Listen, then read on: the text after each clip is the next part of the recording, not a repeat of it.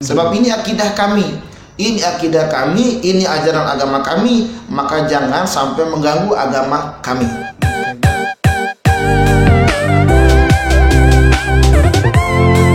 Oke, bismillahirrahmanirrahim. Assalamualaikum warahmatullahi wabarakatuh. Waalaikumsalam. Alhamdulillah wa sallallahu ala nabiyil mustafa habibina amma ba'du. Segala puji hanya milik Allah. Salawat dan salam marilah kita sampaikan kepada baginda alam Nabi besar Muhammad sallallahu alaihi wasallam. Mudah-mudahan kita semuanya yang nonton video ini diakui oleh baginda Rasul sebagai umatnya. Amin. Dan di yaumil akhir nanti mendapatkan syafaatul uzma dari baginda Rasulullah SAW. Amin. Amin ya rabbal alamin. Oke, lagi-lagi kita akan bincang dengan santri senior guru saya Ustadz Abdul Hakim. Ada video yang kelibatan kayak hantu gitu ya. Pokoknya lagi viral, tapi viralnya ini di di WA Group ya. Di WA Group bahwa ada seorang pendeta, kalau nggak salah namanya Muhammad KC. Nggak tahu nama aslinya. KC apa Kece? Kece apa Kacer? Apa saya juga nggak tahu lah nama ininya. Tapi yang jelas tertulis di situ adalah Muhammad KC. Jadi orang ini adalah pendeta yang dibaptis tahun 2014. Berarti sebelumnya latar belakang dia ini adalah seorang pendakwah kalau dilihat dari videonya itu. Nah, yang bermasalah videonya ini banyak sekali pertanyaan dari umat Islam lewat japri, lewat grup dan lain sebagainya. Bagaimana dengan video ini? Makanya khawatir akan simpang siur informasi tersebut karena ini terkait dengan rukun Islam dan lain sebagainya, bahkan haji disinggung segala macam dan lain sebagainya. Nah, maka dari itu kita ajak dulu teman-teman semuanya untuk nonton video berikut ini. Katanya Al-Quran berkata begini, la yukallifu nafsan illa wus'aha. Innallaha la yukallifu nafsan illa wus'aha. Sesungguhnya Allah itu tidak membebani seseorang kecuali sesuai kemampuannya. Sekarang rukun Islam, kalau tidak umat Islam tidak melakukan rukun Islam, maka tidak sempurna Islamnya. Yang paket 5 ini wajib hukumnya, syahadat, salat, zakat, puasa dan haji itu wajib hukumnya.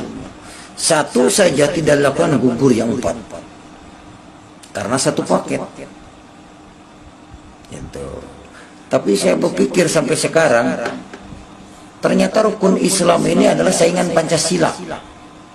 Pancasila ada 5: ketuhanan yang Maha Esa, kemanusiaan yang adil dan beradab, 3 persatuan Indonesia, 4 kerakyatan yang dipimpin oleh hikmah kebijaksanaan dalam kesamartaan, perwakilan, 5 keadilan sosial bagi seluruh rakyat Indonesia.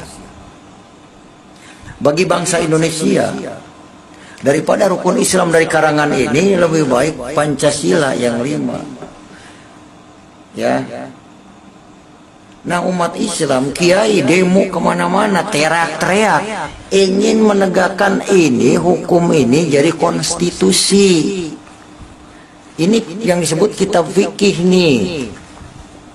Makanya saya kepada Pak Jokowi, Bapak Presiden Joko Widodo yang pernah masuk ke Ka'bah, masuk ke Masjid Nabawi, ke kuburan Nabi Muhammad, tahu di dalamnya.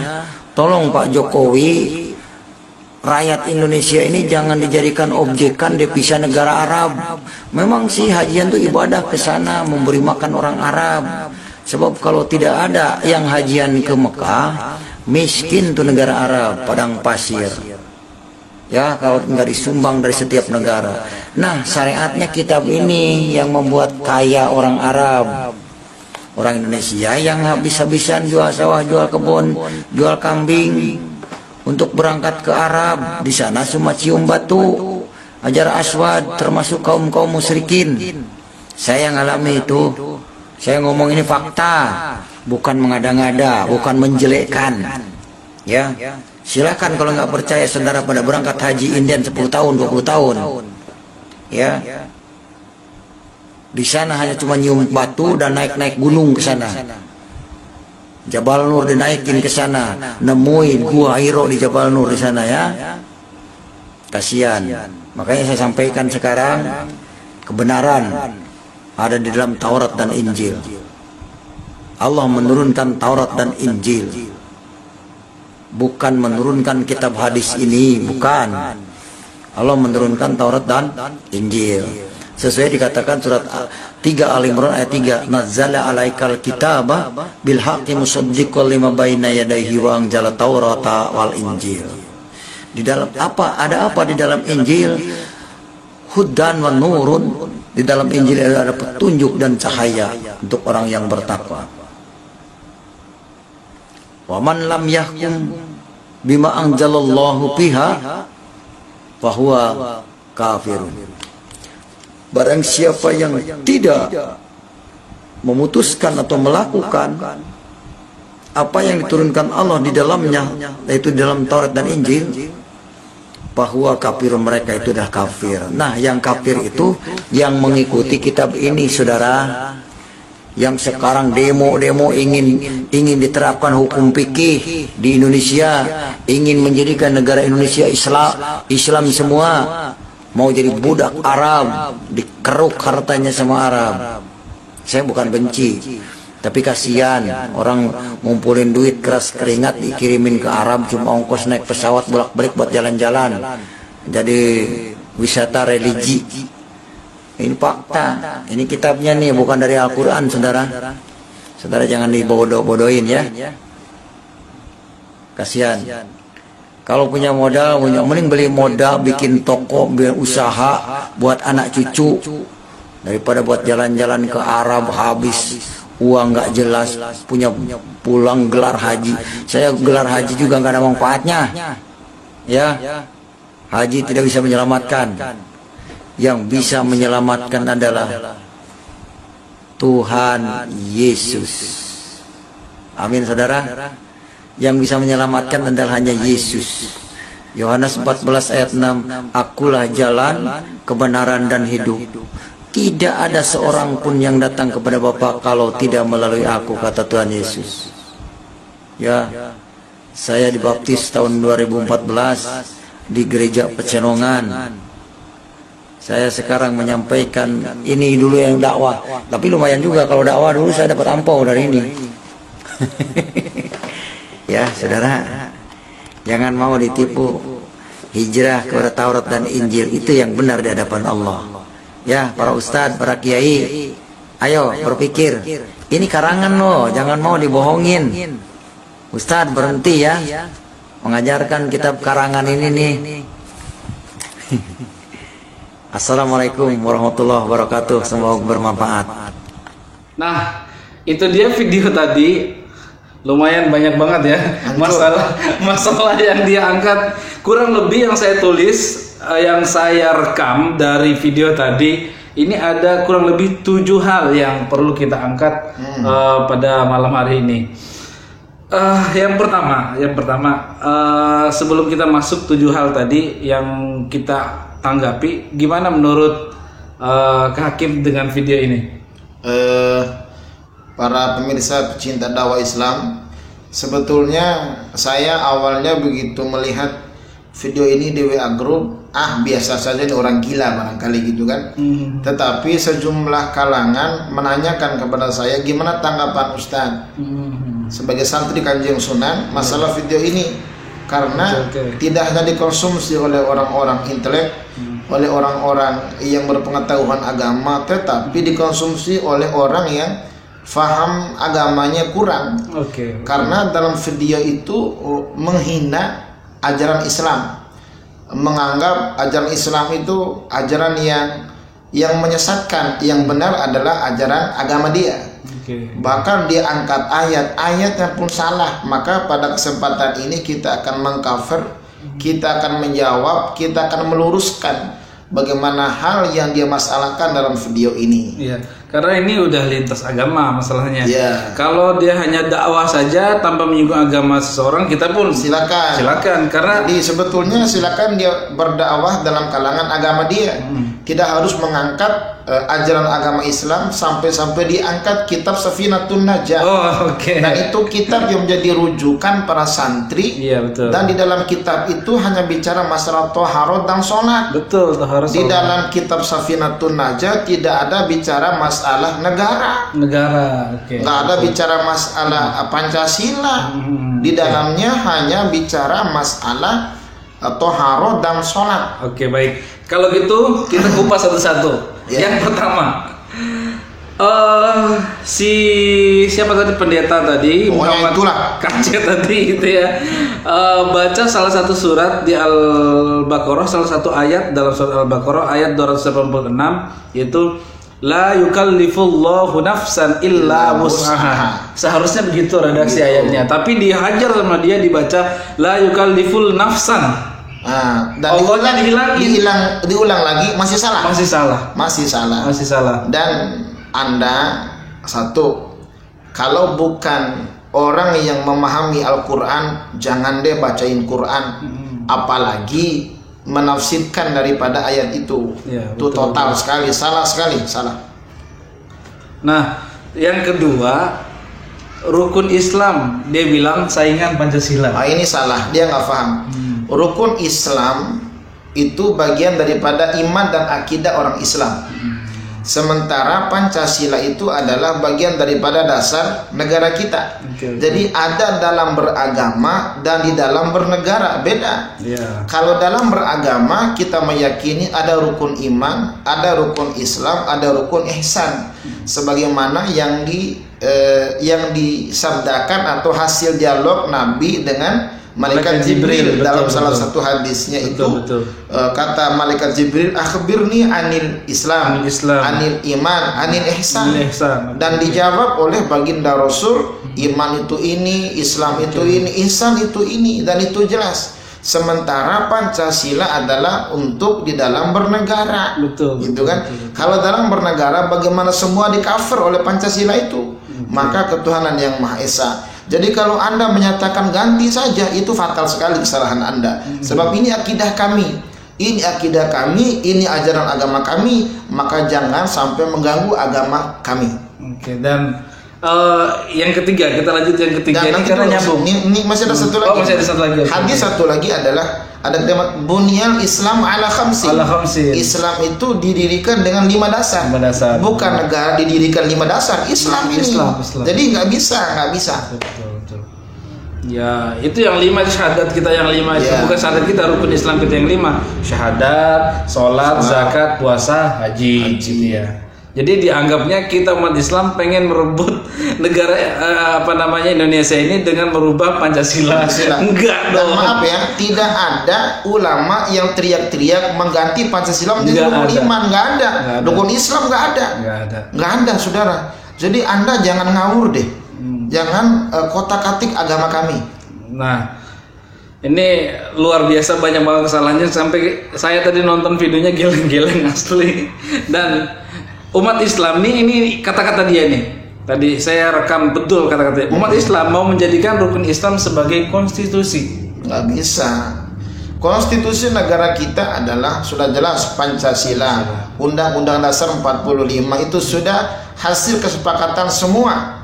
Para ulama, para pendeta, para penganut agama-agama yang lain, itu sudah clear. Sudah clear. Umat Islam tidak ada yang menarik rukun Islam menjadi falsafah negara, nggak ada. Berikan contoh kepada kami mana umat Islam yang ingin rukun Islam diambil ditaruh di Pancasila. Nggak ada itu. Nggak ada. Bahkan kalau mau Anda tahu tentang bagaimana Garuda Pancasila itu hasil produk para ulama.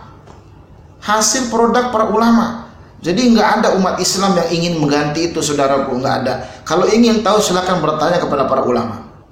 Betul sekali. Jadi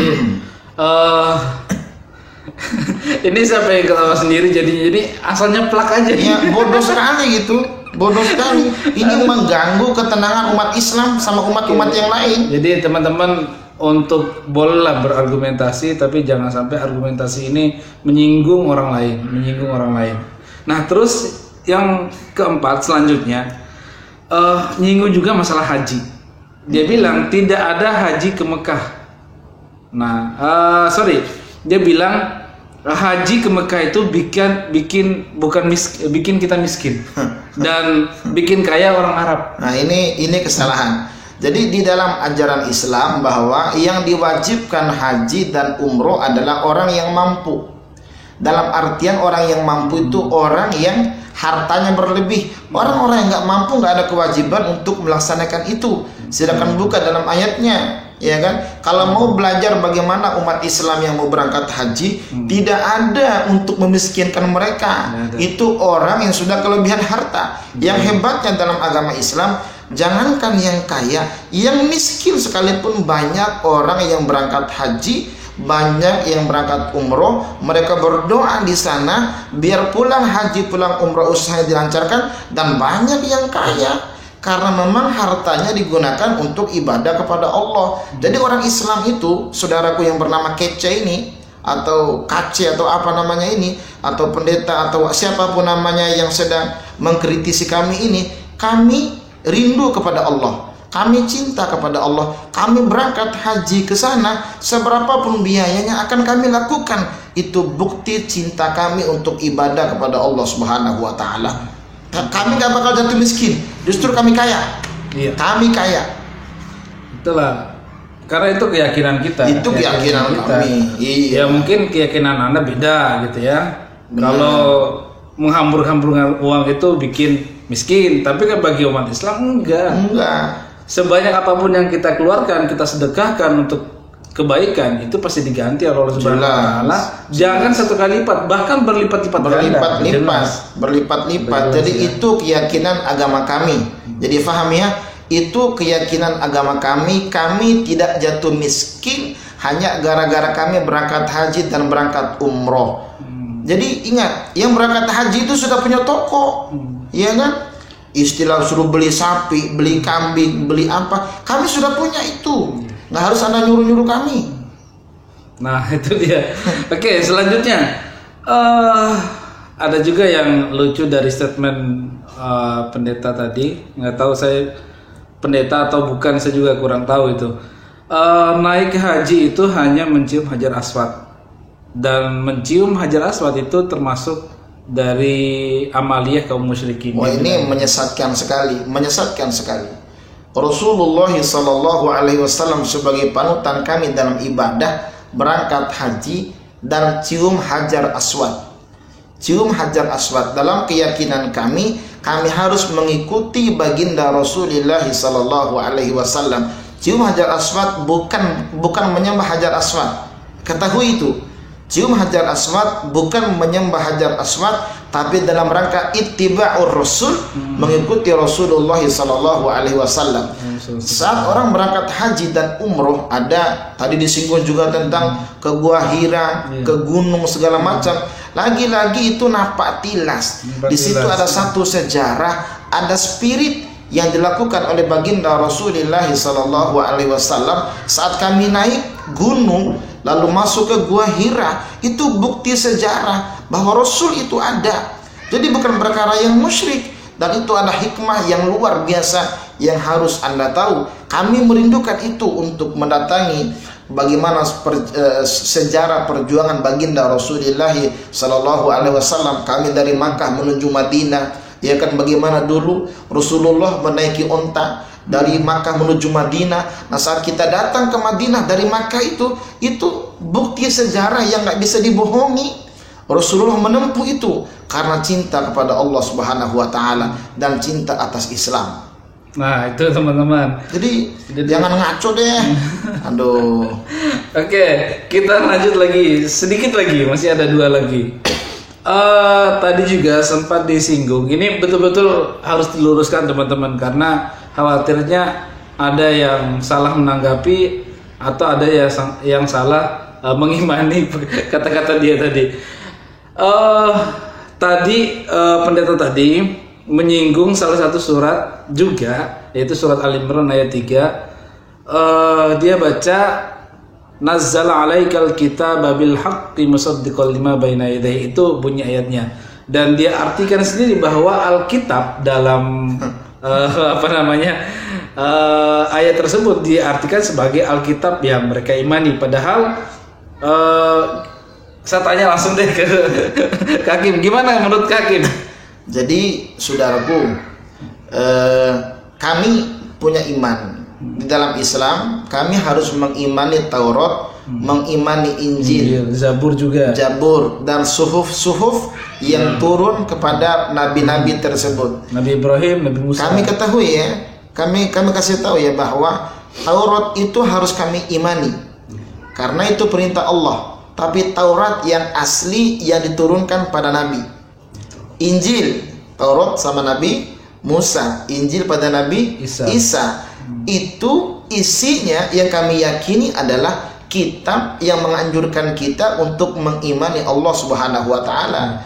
Jadi Rasulullah itu diutus untuk menyempurnakan itu, menyempurnakan Injil, Taurat, Zabur gitu kan. Jadi bukan Injil yang ente imani sekarang, bukan Taurat yang ente imani sekarang, ya kan? Kalau sekarang dalam kajian kami sudah banyak kekurangan dan banyak ditambah-tambah kitab kalian. Tapi maaf, itu keyakinan kami karena Anda sudah menggerogoti ajaran agama kami. Jadi Taurat yang Anda maksud tidak sama yang kami maksud.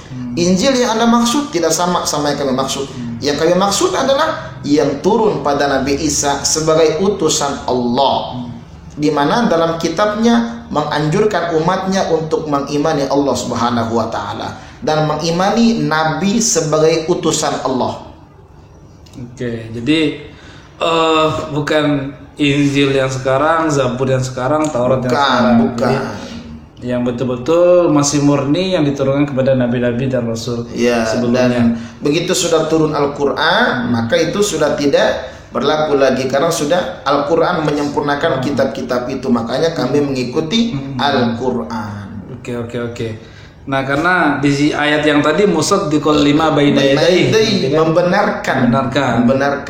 Betul. Nah, ini yang terakhir nih,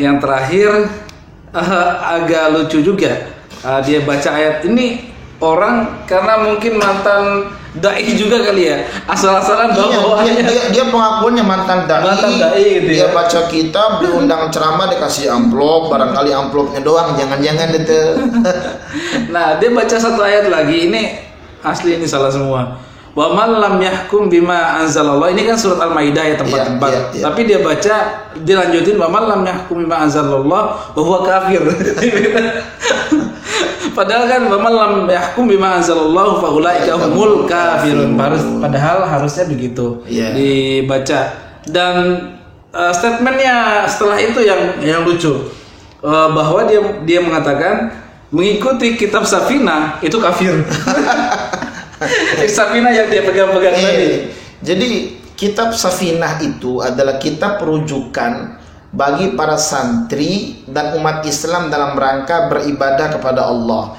Jadi itu adalah kitab Safinah yang disusun oleh para ulama yang diistimbat daripada hadis dan ayat-ayat Al-Quran. Jadi bukan sembarangan ngarang ngawur, bukan. Tapi mereka sudah berijtihad. Safinah itu artinya kitab fikih yang bermadhab Syafi'iyah. Nah, di dalamnya awal-awal tuh tentang iman, tentang Islam, tentang makna la ilaha illallah, baru masuk bab toharo, baru masuk sholat, dan sampai selesai. Nah, di dalamnya itu adalah para ulama mengistimbat daripada firman Allah, yakni Al-Quran dan hadis baginda Rasulullah sallallahu alaihi wasallam, bukan sembarangan ngarang. Itu menjadi rujukan kita dalam beribadah gitu kan. Jadi jangan-jangan Anda ini nggak bisa baca kitab sehingga mengklaim demikian tuh karangan yang ngawur ya gitu kan. Pendeta jadi mana ngerti dia baca kitab. Cuman biar kelihatannya keren jadi diangkat-angkat kitab Safinah, padahal salah semua. Aduh, ini orang mau kritik kehabisan. Dia mengkritiki kiai, ustaz segala macam. Endek kesini dah. Udah ngaji pesantren dulu sini ya, pesantren dulu duduk sama-sama, bila perlu kalau kami salah, kalau kami kalah kami ikut agama Anda, kalau Anda kalah Anda siap nggak ikut agama kami, gitu aja udah. Itu Cakep. Jangan dulu jangan dulu ngadapin ulama kiai kami dah, santri dulu dah. Ya kan? Dan kalau mau dakwah di agama Anda saja, nggak usah ngutik-ngutik ajaran agama kami, karena itu meruncing untuk perpecahan di antara umat beragama.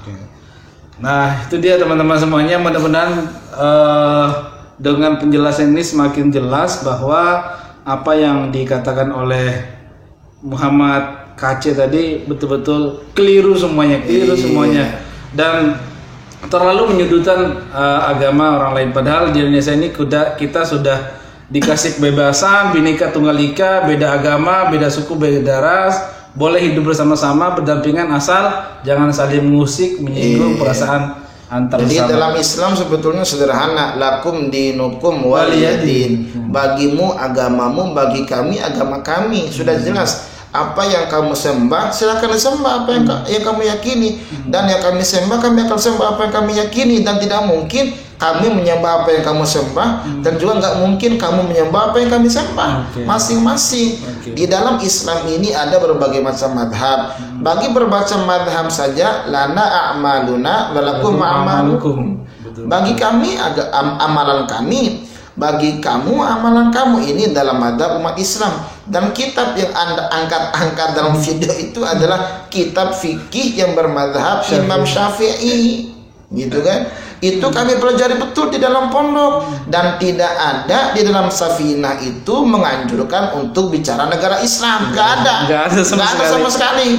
Itu cuman bicara rukun iman, rukun Islam, makna la ilaha illallah, toharo, dan sholat. Udah selesai. Ngawur.